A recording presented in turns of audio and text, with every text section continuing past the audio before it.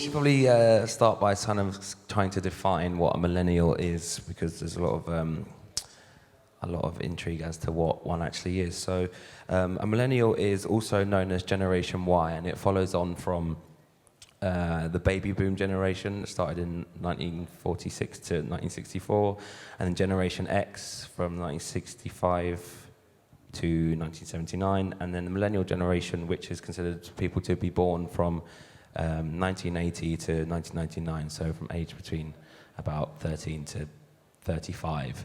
And they are said to have roughly $200 billion worth of buying power, which is quite interesting because none of them are spending that money on music. So, and companies have been struggling to connect with those because people are not very engaged with stuff at the moment. And so we're just going to be trying to talk to these guys about how we can turn followers of their social medias, of their artists, into engaged fans. So I want to say, what do you think, Helena, makes this generation different from previous? I think they have everything at their fingertips, and I think that they have very small attention spans, and they want what they want when they want it. And I think we have to provide that for them, or you just miss out and you just fall to the back of the pile. So obviously we're a music label and we're selling music, but at the end of the day we are trying to push content across the board to our followers and fans, whether it's doing behind the scenes stuff or clipping up videos, tapping into the interests of that particular artist, whether they're into fashion or gaming, sports, just finding ways to connect with them on their level where they're at and making them feel like they're a friend of the artist as well. It's not always sell, you know, buy my record, come to my gig, just forcing it down their throats. I think tone is so important in making a fan feel that they're actually part of something and they're actually part of that artist's inner circle. Yeah. And I was talking to Holly, you mentioned, because you were saying there, Helena, that you look at what artists are like, or what the fans are like outside of music, what their interests are like in music. And Holly, you said you look at that a lot in Syco. Yes, so at Sony Music and Syco, we have a segmentation of the UK population. So that's based on a huge survey that's done at the beginning of the year, which segments everybody in the UK in terms of their music habits into 28 different segments, and it also goes into age and gender. So even for the kind of this generation that we're talking about today, that is then segmented further into I think about 12 separate segments, which obviously means that even within this group that we're speaking about, there are still many variations. And I think it's so important to understand what these people are interested in beyond music, because I think when I think about this generation, it's the biggest difference between this and a generation before is the fact that there can always be a constant dialogue between an artist, between their fan, and also, going back to what you've just said, the idea that you can tailor-make whatever you want. So you don't have to watch television at the time it's on. You don't have to have an appointment to view. You can watch things online. You can fast forward. An album doesn't necessarily resonate with this audience because they never had to buy one from our price for $13.99 and force themselves to listen to it in order to get any value out of it. It's much more about creating a world of entertainment and a world around you.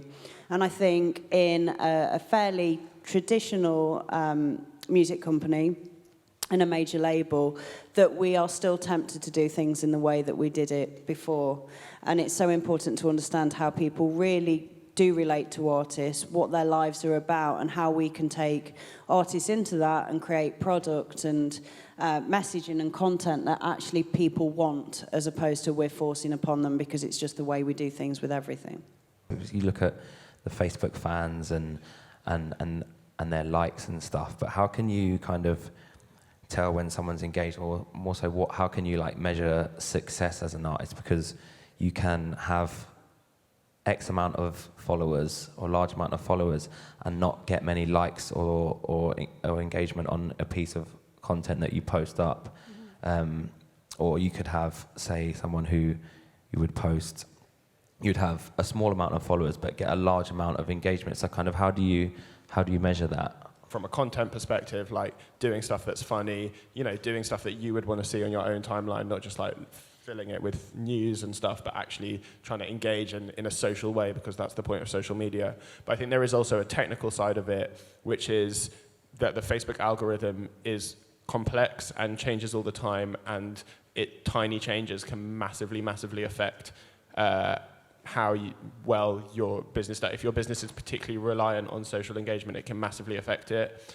And part of that just means like being nerdy and going on blogs and reading about what they're doing. And part of it, especially if you're a slightly bigger company, has to be like having a mate at Facebook, someone who like is going to like help you out and try and, give you a heads up about what's going to change in the algorithm, and then like help you deal with those changes.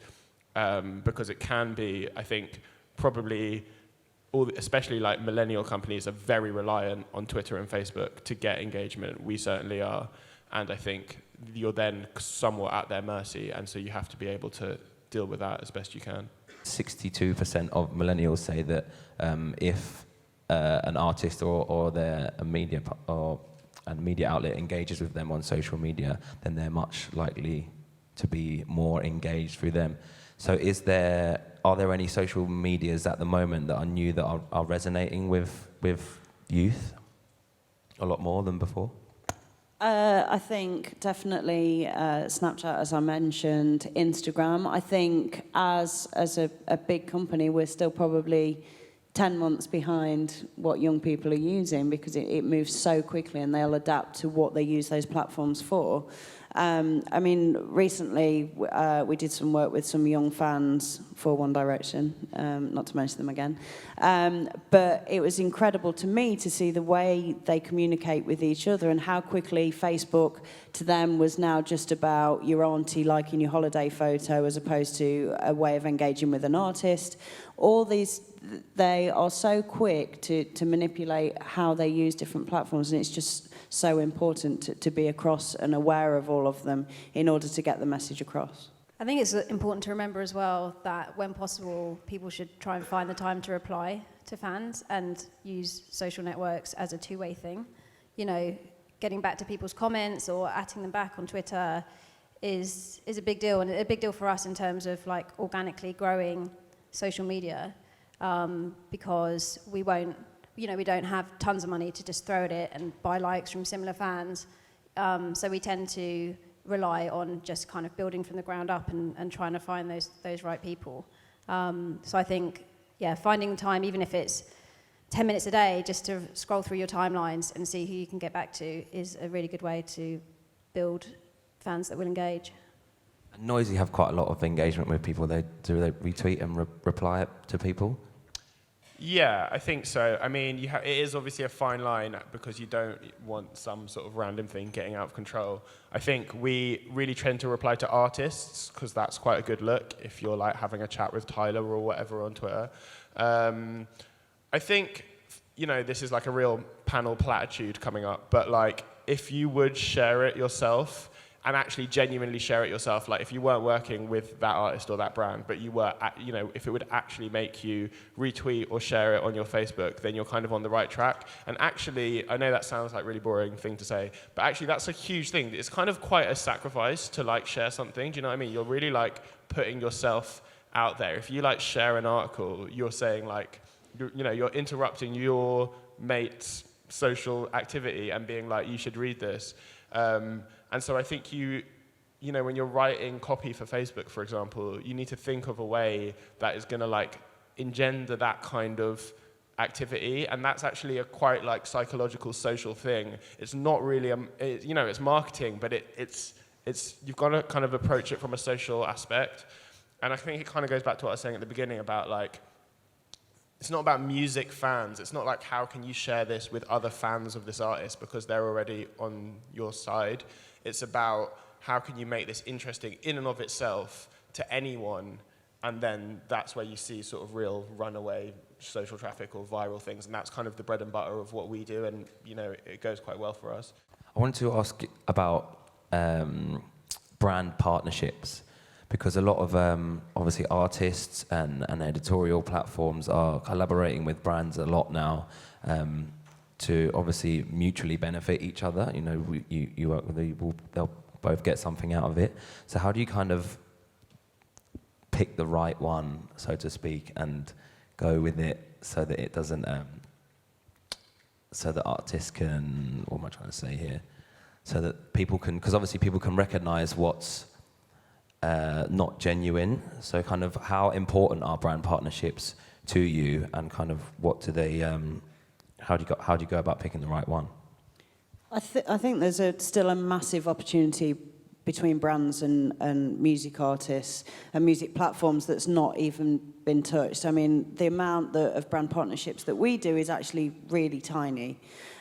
The difficulty is agreeing what the objectives of that partnership is. So I think a lot of the time it still comes down to a financial gain, whereas the most successful brand partnerships are where the audience who like the artist matches with the audience who the brand appeals to, and that in terms of a kind of tone of voice or content, that there is some common ground there, and that actually all you're doing is kind of mutually benefiting each other by having a widening the conversation with those people who are already connected with those brands, and creating content that feels like it doesn't satisfy the brand, and it isn't just about having a logo in there, but it's actually something that both would be proud to put out independently, and that just feels right.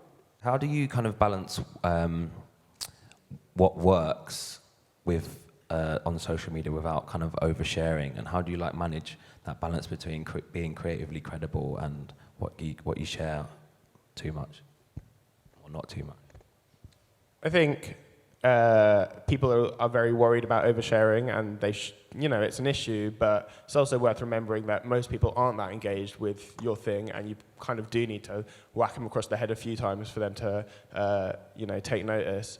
I think what's really important is that you that you work out timings. You do, like we always do, something sort of silly at the end of the day that works really well. If it's a long read, we try and do it on Sunday evenings or or lunchtimes or whatever. And actually basic stuff like that is so important. If it's an article about, we did an article about Monday morning clubbing, and they put it up on Thursday afternoon, and I was like, no, put it up on Monday morning, obviously. And then we put it up on Monday morning, and it was a massive spike hit. And it's not rocket science, but I think those things make so much difference.